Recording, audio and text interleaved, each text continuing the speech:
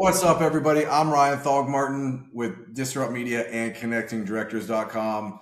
I've got a special guest today, Brady Cox from OneRoom Streaming.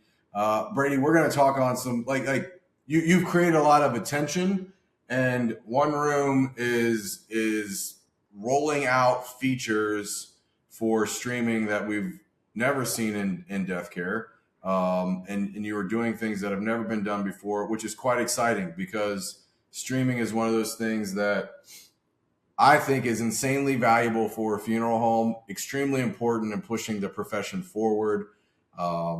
It's the way in real life we consume the majority of the content that we watch is through streaming, whether live or recorded. So it's really cool to have this technology in death care and all the things that are being done with it. But why don't you give yourself a official introduction, because I don't know that I did a good job. All right, so I'm Brady from OneRoom, the CEO of OneRoom for just over a year and a half, about a year and a half. And I feel as though I've come into it at the right time. As you said, most people are consuming and enjoying video and all aspects of life now, and our streaming services fit right on into that. So, yep, we've put a lot of effort into it recently, and I'm keen and excited to tell you all about it. Well, one of the things that has brought you a lot of attention is this conversation, and we're gonna briefly address it because we're going to be doing a bigger webinar in a few weeks in February that we will announce. But let's talk about the $150,000 fine for streaming. Just give me the context around that, and then we'll move along. So to be clear, we took that number off. I think it was ICCFA, in a worst case scenario level fine that if you continue to breach copyright with warnings and you do it intentionally, that's the sort of scale that you can expect.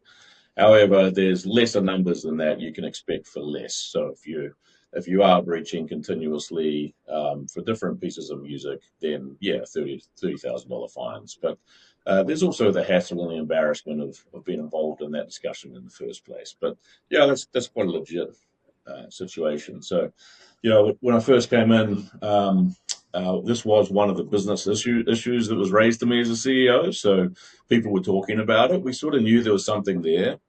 And so the advice that I sought made it pretty clear that we were, and the industry is continuously breaching copyright whenever we record the music as it's being played.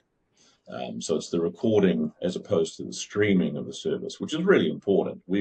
Streaming copyright's not going to get you in trouble if you've got the licenses. It's the recording of it and then what you do with it. So to be clear on that, if you record any copyrighted music in any scenario, you're breaching it. You need a synchronization license, which is the recording of the video with the music. And you need that from the actual artists themselves or the publishers of their music. And so anybody would be in breach if they were to record that music in that instance. So the fact it's not even so much how you share it, it's the fact you've recorded it in the first place.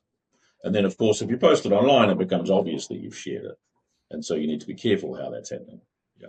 So we tackled it. We spent a lot of research on it, making sure we're doing the right thing. And then technically addressed the challenge through some pretty clever AI work to be able to mute that music, identify it, and then surgically mute it within the service so that it doesn't override on the voice. So that's the sort of achievement that we've made from a technology point of view. But what that means is that now people can record their services knowing that we've taken out all the copyright music and provided it as an option for the listeners at the time to be able to listen to it through their own players, which is a really nice solution. We've actually just patented how to do that efficiently. So, I mean, that's a much different, much larger conversation and feature that's never really been available in death care. So, I think it's interesting that there's these nuances inside of streaming and recording and what you can and cannot do and what the licenses cover, which we're going to address in a future webinar in a couple weeks. But I want to hone in on this player and the viewer experience that you guys have launched, because the Yeah. feedback on that has been pretty crazy and pretty positive. So tell me exactly kind of how, make me understand as somebody that doesn't know a lot about streaming. Give it to me in the keep it simple, stupid. I'm a Yep. 3-year-old. Make me understand. Yeah, look, I think streaming's been around for a long time. Most people feel as though they know it. You are essentially recording a service and providing it, remote access, of course, which is where the value originally started, which is why it's a utility. It's two-thirds of people can't attend the service; they'll watch it remotely. And so, that's just a flat file. It's a recording of the service as you see it, and it's when you come back to watch it, you're effectively, jumping on into a recording of the service most of the time. So 60% of the time you're watching this, you're watching a recording, and you're scrolling along to try and find the good bits, and that's about it. Most people will provide a copy of that through a thumb drive. So 1980s style, put it onto a hard drive of some sort and hand it out to the immediate family, which means that, in time, stays in the top drawer and gets lost, and that's it. That was your recording. Um, so that's how it's been. And as we indicated at the start of this, the way that people consume life really is through video. But the way their expectations have changed as to what that video should be like and how they should access it, what their experience should be. So we saw, and look, we've been wanting to do some good stuff with our viewer for a while, as you do with a software company. We've been around for 10 years plus. So we, for a long time, wanted to redo our viewer and just make some beautiful user experience. And I think we've done that. It looks elegant. It's the interactions are what a modern viewer should look like. 70% of people watch it on mobile now. So we've had to make it mobile first. We've put in all the navigation, the full screen means full screen. We've made it easy to manage and to get around. But there's a lot more to unpack once you actually think about people watching it again and again. So we had put out a couple of different articles and press releases through connecting directors about this, your new viewer. It's, whenever there's something new technology wise, I get hit with a lot of questions, or what do you know about this, or response to the article. Like, people think that I don't know, my hands are in things that they're not in. So, to me, there's a lot of different, there's other companies that offer streaming in this service, or in this profession. What do you do better than anybody else? Like why One Room over anybody else that exists? Yeah. So up until this month, we would have emphasised the fact that we've spent 10 years making it as easy as humanly possible to do the recording in the first place. And now you don't even need to touch the system to have it scheduled automatically, right? So that's the main thing. But with this new release, and combined with the music copyright functionality you talked about, we've been able to utilize AI to process the video after it's been recorded, because 60% plus of people watching a stream actually watch a recording, right? And so we're now able to we recruited AI developers a year plus ago, and they were able to layer on functionality that most small streaming companies wouldn't be able to do historically. And so what we're able to do is process that video, transcribe it, look at the content of it, and then add value to it when you come to watch it. To be clear, we're not adding any content. We're not doing any AI creation, but it's analyzing what actually happens and making all these features available. So it's about the experience of rewatching it. So we think that's always been where the value is anyway. So someone coming into a live service in person misses a lot of stuff. They're in grief. They're in a fog of grief. The people that aren't even there miss it entirely. So there's a lot of people wanting to watch it again, to go through the grieving process and to access, right? We make that as easy as possible. When we're coming to do our user experience refresh, we watched what people did inside the service. And if it's an hour-long service, they'll come in and they'll grab it and they'll jump around. And what they're doing is they're looking for the key moments in the service, right? They're not wanting to watch. I won't say what they're not wanting to watch, but there's a lot. They're looking for the most engaging pieces. And Right. so we are now able to break up the entire service into chapters that follow the order of service. And so you can come in and jump straight to the address that Ryan made, at 15 minutes into it, right? And so you can see these chapters there, and that's convenient.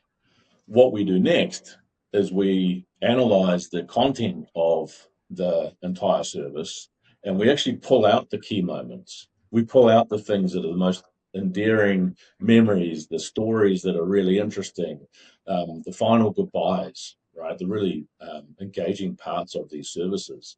And we accurately identify those key moments inside the service so that, you either want to keep coming back to it because it is the best bit, or if you want to just have a quick look at the service and get out, then you watch the most engaging parts, right? You don't have to come and sit and look at an hour-long thing and navigate your own way through it. So that then becomes a useful asset for someone to have forever, for years to come. It's not in a thumb drive in a drawer. It's online using the sort of tools that you would expect with chapters and timestamps, picture in picture, subtitles with different languages, captions, all the modern experiences you expect with video, and you can watch it for years to come, right? So because it's online, because you're watching it through our viewer, everybody can get access to it. So we think the keepsake element of this is massive, and people are loving it. For sure, for sure. I Yeah. mean, you're speaking my language in terms of like our narrative for 2026 is short form video content's king. If you're not creating video content in the short form as a funeral home, you're losing attention every single day. Mhm. What you've done is you've taken one of the most important moments of a service of what a funeral home does, the service itself. You've broke it down into short form chapters, and then you've taken Yep. those chapters and broken it down into even shorter form content around moments, which are digestible, shareable, consumable, all of the things.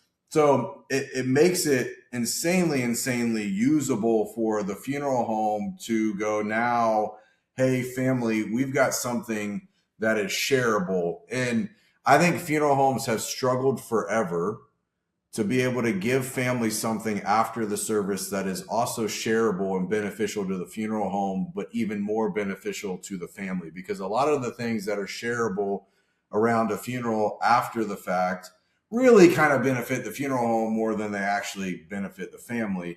This is Absolutely. the adverse of that. Yeah. And so one of the things you didn't mention, I don't know if it was on purpose and or not, but the subscription platform around this is pretty cool.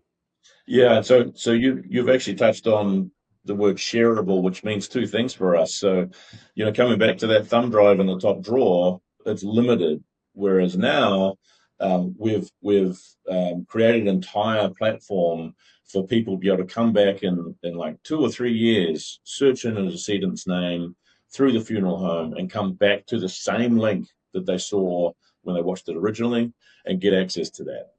So we're now making it available to everybody that watched it or everybody that wants to watch it, so long as it's not a private service, right? And so it's like anything, you can get on there, you can find it, you can quickly subscribe and get access. And so you don't have to go through the funeral home to do that, right? So that's making an incredibly shareable experience, the entire experience shareable. But actually, what you're thinking of there with the actual shareables, and we're going to call it something else, but so we've got chapters, and then inside the chapters we have key moments, which are the 3 or 4 minute long, really nice speeches. And then inside that, there might be 30 seconds or 40 seconds of absolute nuggets of really meaningful things that reflect that person's life really well. And we can actually make it shareable on social media. Mm-hmm. So, yeah, that's the distinguishing thing there. So, right click share to Facebook Reels or to Instagram or to wherever. I think that's the first time in the industry unless you've manufactured them. You Even know, makes your AI component of stripping copyright music. You couldn't do all that without that component of it that strips the copyright music. So absolutely. Yep, that's exactly right. It all came together. So it was a big project last year. We had we had a lot of work on AI. Absolutely, sure, it's enabled it. Yep. So it's pretty that's exciting. fantastic. We're getting a great reaction to the shareables. In fact, the first stage of this is just audio, and it's amazing when you actually just take away the video and you actually just listen to what people are saying about their loved one and the memories they're sharing. It's quite an emotional thing. It's quite good. That's You know. great. I love this, and I know that we're gonna get peppered. You and I both. It's been Yep. happening about legalities, this, that. Everybody's throwing streaming, firing arrows. They're on Yeah. fire, whatever. So to answer all of those questions, we're not going to do that today. That's going to be its own separate webinar that you and I and some legal counsel, the people that are in the know and can talk Yep. about the nitty gritty of this. Be watching for that promotion coming up in the next couple weeks, early February. We're going to have that webinar, and I imagine that's going to be a highly attended, Yep. discussed webinar. So we'll get to all the nitty gritty of the legalities around it because there's a lot of confusion. It's a very gray area for the majority of the profession. You guys have solved it. It's not so gray for you. It's pretty gray for everybody else. So, it'll be great to have that conversation. Yeah, absolutely. Looking forward to it. And look, we didn't want to have to go down this route, but that was the advice that we took. So, everyone wants to listen to the music at all times. So I want to say that out there. This is an elegant solution to it, but ideally we wouldn't do it, but we felt we had to. So yeah, can't wait to get into that and ease everybody on that. It's going to be great. All right, Brady. Well, thank you so much. I appreciate your time and Thank congrats you, Ron. on a massive, massive rollout. Yeah, it's exciting. Thanks very much, Ron. Awesome.